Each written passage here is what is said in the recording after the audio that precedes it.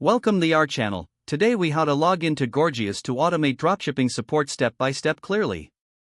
To begin, open your preferred web browser.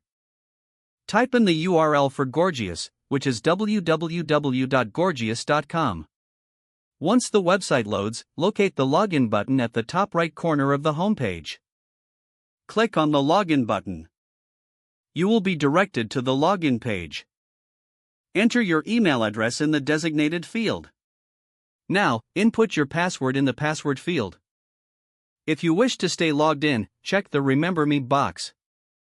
Once you have entered your credentials, click the Login button. If you forget your password, click on the Forgot Password link. Follow the prompts to reset it, using the email you registered with. Upon successfully logging in, you will be taken to your Gorgias dashboard. From here, familiarize yourself with the main features available. You can start setting up automated responses for your dropshipping support. To do this, navigate to the Automations section in the sidebar. Here you can create and manage rules to automate responses. Set specific triggers, conditions, and actions for your support queries. Once you've configured your automations, ensure to save your settings. Test your automations to check if they work as intended.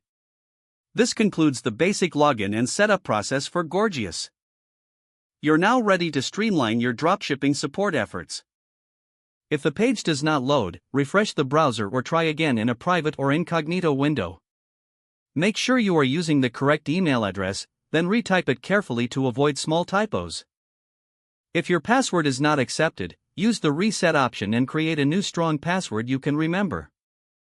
Check your spam folder for verification or security emails, then complete any requested confirmation steps. Enable two-factor authentication if available to improve account security and reduce unauthorized access risk. After signing in, review your profile details so your contact information and settings are accurate and current. If you see an error message, note it down and try again after restarting your device and internet connection. Don't forget to like this video and subscribe to our channel for more step-by-step tech guides.